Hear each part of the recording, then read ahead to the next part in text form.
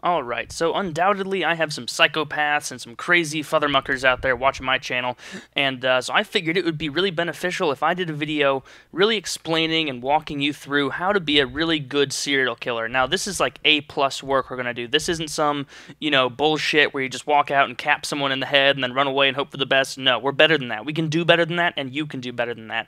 If anything, I'm hoping to get a show out of this, maybe something on the Discovery Channel, how to be a serial killer, and then judged on the murder rates, we'll know if it's working or not. So the first thing you want to do is make sure that you're always picking your victims randomly. And by randomly, I don't just mean people that you don't know. You obviously want to pick people you don't know, but you don't want to get into a certain demographic. You don't want to kill, say, all middle-aged Asian women and then expect the best, because they're going to find out. They're going to find out, man. And you should know that before this whole list is compiled, that this is not for glory. This is not for fame. You don't want to be famous. You want to be a good killer, because the only way you're going to get famous is if you pick, like, all right, I'm going to kill 11-year-old black boys, and that's it. That's not going to work. We got to go for something better. You got to kill little kids. You got to kill big old people. You got to kill middle-aged men, women, black, white, Asian, Hispanic, every single person under the sun, every single type. You got to give them a fair shot, because I am an equal opportunity slayer, and I hope you guys are as well. I really hope I don't have bigots out there who would only kill men or only kill women. That would be very disappointing. So the easiest way to kill someone would be poison, but that's not quite as fun because you don't really have a direct hand in it, and I'm sure that would be easy to trace with all these newfangled technologies, but at the same time, I'm sure you could hide it fairly easily. The best way to do it aside from poison, that would probably be the most fun, if you catch my drift, maybe a knife or strangling, but you may want to make sure you're not doing any strangling with your own hands, because DNA is a bitch nowadays. God, if we could just go back to the 1800s and murder then, it would be just like a kidney candy store, am I right? I'm right. So, after you pick the person you want to kill, who hopefully, if it's not your first kill, they're someone completely different in demographic, of class. You got to make sure that you're also not just killing a bunch of poor people and homeless people. Like give someone like Bill Gates a fair go. Don't be a bigot. That's all I'm trying to say. We're gonna be fair in this. So.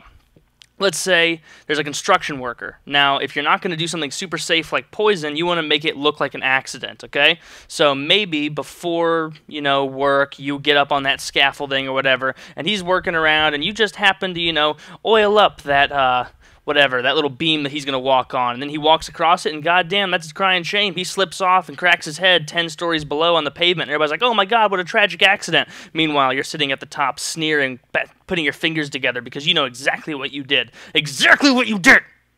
But, yeah, anyway, so if you can make it look an accident, that's going to be for the best, and after you kill that, let's say, middle-aged white construction worker, you definitely want to go for something a little bit more ethnic, something spicy, keep it real and fresh. Next, you want to make sure that if you do use a knife, you don't leave it at the scene, You don't want to be leaving it there, stuck in their back, or stuck in their heart, or whatever, get your goat, You don't want to be doing that. You got to be smart, and you got to make sure that when you're doing it, you're wearing a trench coat or something, and gloves, and everything to make sure that none of your little DNA, skin cells, or hair, or piss, or semen, I don't really know where the semen is supposed to come from. I don't plan on masturbating at any juncture in any of these killings. I'm not sure how that always happens on CSI, but if you guys are into that, I guess I can't judge, but for me, I'm not really worried about it. So you got to make sure that you're all covered up. You don't want any skin sloughing off and getting out there, and they're going to pick it up, and then that guy with the red hair and the glasses is going to take them off and go, my god. It was that guy, and he'll know immediately because of science. I'm positive that's how it works. I've watched CSI in Miami 3 or 4 times now. It's a terrible show. Don't watch it. Now, after each murder, you want to go back, and assuming you used a knife, there's a pretty good chance there's going to be blood on your clothes. Now, you don't want to wash these clothes. Definitely don't take it to a laundromat. You want to take them and incinerate them in your furnace, or if maybe if you don't have a powerful enough furnace, or if your house is gas heated or something, you can buy an incinerator. So you incinerate all of those things, every single thing. You may think, oh man, this hat looked so cool. Can't I just keep it? No. No, bad serial killer. You put it in the oven. You put it in the oven, you incinerate it. That's what you have to do.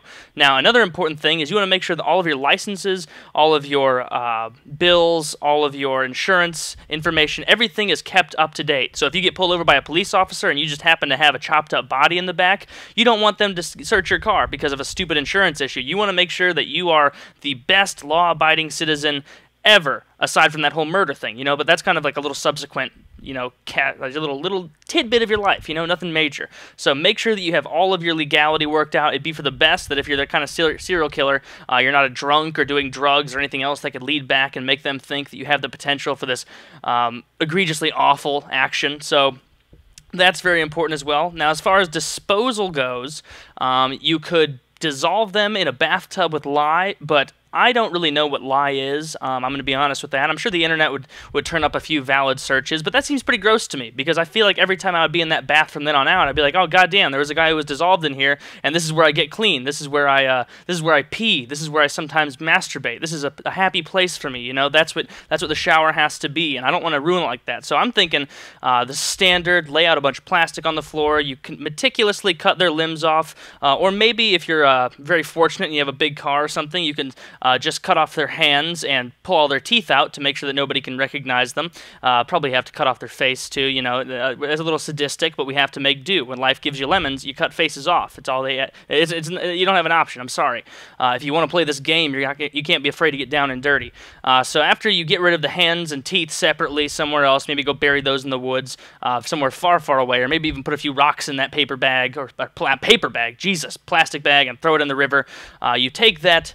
The bag full of all the other body parts, and you take it out to a forest far away, and then you bury it. But first, this is important, you got to dump the body out. You got to dump the bodies out. You can't leave it in the bag. You want to make sure that if you are going to be a serial killer, you have to go green. I mean, you don't want to leave something out there that could hurt an innocent animal for no reason. I mean, that's just, it's unconscionable to me. So you want to make sure you dump them out. That'll also help them decay faster, and it's going to work really, really well in that regard. Then you just layer all that dirt back up. You make sure everything is spick and span, and maybe even plant a tree on top of them. Throw a few acorns there for good luck. Maybe something will come good of it. Maybe a big oak tree will grow up, and then hundreds of years later, thousands of squirrels will have the opportunity to live on the corpse of one of your victims. You know, it's all the circle of life. This is a natural thing.